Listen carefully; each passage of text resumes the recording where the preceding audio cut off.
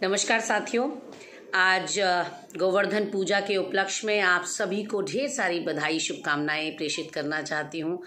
आशा करती हूं आप सबकी दिवाली बहुत अच्छे से मनी होगी। माँ लक्ष्मी से प्रार्थना भी करती हूं कि आप सभी के घरों को वैभव से, यश से, कीर्ति से, धन से, स्वास्थ्य से, हर लिहाज से आप लोगों को वो परिपूर्ण करे। आप लोगों के घरों में, परिवार में किसी तरह की कोई कमी ना रहे। आज आप लोगों से मुखातिब होने का खास कारण ये था साथियों कि 2 दिवसीय अपने दौरे पे उत्तर प्रदेश के मुख्यमंत्री श्री योगी आदित्यनाथ जी देवभूमि उत्तराखंड पधारे हैं। ऐसे में उनका बहुत बहुत स्वागत करना तो बनता ही है, क्योंकि हमारी तो संस्कृति ही अतिथि देवो भव की है और हम लोग अपने अतिथियों का बहुत आदर सत्कार करते हैं। लेकिन कहीं ना कहीं एक टीस मन में उठती है जब ये देखने को मिलता है कि आज 3.5 साल उत्तर प्रदेश और उत्तराखंड की सरकारों को बने हुए हो गए। इन्होंने डबल इंजन और ट्रिपल इंजन की सरकार मांगी और दोनों प्रदेशों के लोगों ने सहर्ष स्वीकार करते हुए इन्हें दी। उसके बाद ये भी मैनिफेस्टो में था कि कहीं ना कहीं परिसंपत्तियों का बंटवारा जो है उसका ये निस्तारण करेंगे, उस समस्या से को हल करेंगे।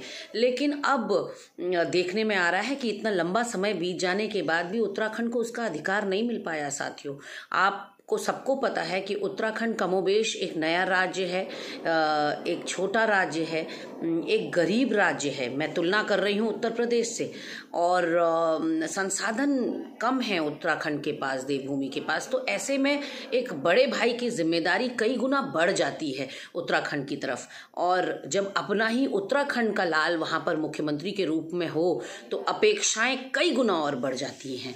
योगी आदित्यनाथ जी हमारे खुद के गौरव की बात है कि उत्तराखंड के रहने वाले हैं और आज उत्तर प्रदेश का प्रतिनिधित्व कर रहे हैं। ऐसे में अपने घर की समस्याओं को वो हल करेंगे, ये हमारे मनों में कहीं ना कहीं एक छुपी हुई भावना थी। लेकिन आज भी जब हम देख रहे हैं कि ये हो नहीं पा रहा है, हम देख रहे हैं कि कई परिसंपत्तियां ऐसी हैं जो लटक गई हैं, जो अधर में लटकी हुई हैं, त्रिशंकु की तरह हैं, जिनका निस्तारण बैठ के टेबल टॉक के जरिए होना चाहिए। मैं जैसे आपको उदाहरण के तौर पर बताऊं तो रोडवेज का इतना बुरा हाल है, परिवहन विभाग का इतना बुरा हाल है उत्तराखंड के अंदर, खासकर कोरोना काल में। तो वो पूरी तरह से एक तरह से कहना चाहिए कि सड़क पर आ गया है परिवहन विभाग। उसके पास तनख्वाह देने के लिए पैसे नहीं हैं, देनदारी उसके ऊपर बकायेदारी बहुत ज़्यादा है। और अब तो नौबत यहाँ तक आ गई कि परिवहन विभाग को अपना उस घाटे को मैच करने के लिए उनको अपनी संपत्तियां बेचनी पड़ रही हैं, और वो इस बारे में सोच भी रहे हैं कि एमडीडीए को अपनी संपत्ति बेचें। वहीं दूसरी ओर उत्तर प्रदेश के ऊपर हमारे 700 करोड़ परिवहन विभाग अकेले के 700 करोड़ की देनदारी है। वो जल्दी से जल्दी अगर मिल जाता उत्तराखंड को तो शायद उत्तराखंड के जो आज विकट आर्थिक संकट है उससे जूझ रहा है उत्तराखंड, उसमें कहीं ना कहीं हमें मदद मिल पाती। तो हम अपने बड़े भाई से मदद की अपेक्षा ही तो कर रहे हैं और करनी भी चाहिए, क्यों नहीं।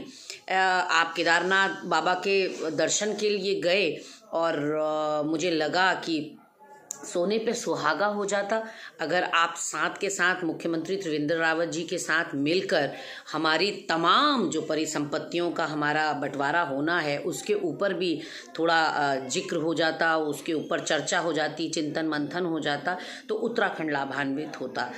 सत्ता आप दोनों को ही मिल गई, लेकिन पता नहीं क्यों त्रिवेंद्र रावत जी नरवसिया जाते हैं आपके सामने, और जो उत्तराखंड के हित की बात है वो नहीं रख पाते। चाहे वो मोदी जी के सामने रखने की बात हो, वित्त मंत्री सीतारमण जी के सामने रखने की बात हो, जीएसटी से हमें नुकसान हो रहा है, हमारी आमदनी के कोई स्रोत मुख्यमंत्री त्रिवेंद्र रावत नहीं बढ़ा पाए हैं, क्योंकि कोई विजन, कोई रोड मैप पहले दिन से ही हमें पूत के पांव पालने में दिख गए थे कि इनसे ना हो पाएगा। हमें समझ में आ गया था कि आमदनी के स्रोत बढ़ाना तो दूर की बात है, ये हमारे खजाने को और लुटवाएंगे, और आपने देखा कि वही हुआ।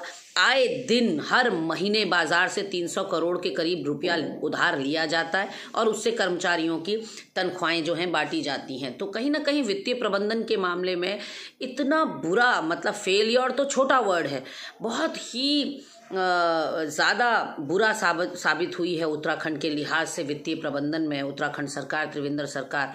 और ऐसे में आपके पास ये बहुत अच्छा रास्ता था कि आप अपने परिवहन विभाग को, आप अपने टूरिज्म सेक्टर को, हमारे कई गेस्ट हाउसेस की हरिद्वार के अंदर गेस्ट हाउसेस हैं, उनके लिए खींचतान चल रही है। नूरा कुश्ती कब से, आज 20 साल हो गए उत्तराखंड को।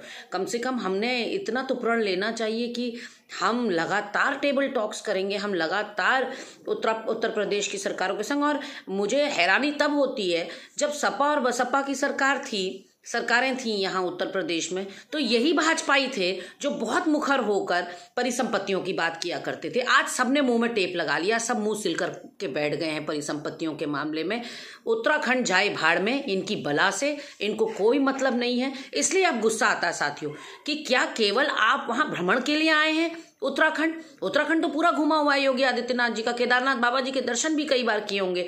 आप का सार्थक तभी है उत्तराखंड आना जब आप उत्तराखंड के लिए कोई भलाई की बात करें, आप हमारे वित्तीय संकट से हमें बाहर निकालें। आज हमारे विभाग जो हैं बहुत बुरी कंडीशंस में हैं। मुख्यमंत्री के कानों में जूं नहीं रेंग रहा है, रोम जल रहा था, नीरो बंसी बजा रहा था, ये उनका हाल है। तो ऐसे में साथियों, आज मुझे मजबूरन जब मैंने सुना कि मुख्यमंत्री योगी आदित्यनाथ उत्तराखंड गए हैं और वहाँ के भ्रमण पे हैं 2 दिवसीय, तो मैं तो उनकी नगरी में हूँ, लखनऊ में हूँ इस समय, और वो केदारनाथ बाबा जी के दर्शन के लिए पहुंचे हुए हैं। मैं पुनः आग्रह करना चाहती हूँ, हाथ जोड़ना चाहती हूँ योगी आदित्यनाथ जी से कि आप आए, आपका स्वागत है, आप और आइए, बार बार आइए। लेकिन जो हमारी समस्याएं हैं वो आपकी समस्याएं भी हैं, उनको अपना समझिए, उनका निस्तारण करिए। मुख्यमंत्री त्रिवेंद्र रावत जी से इनिशिएटिव की कोई आशा मत रखिएगा कि वो कोई इनिशिएटिव लेंगे। आप इनिशिएटिव लीजिए और इस कदम में, इस ओर परिसंपत्तियों के बंटवारे की ओर आगे बढ़िए।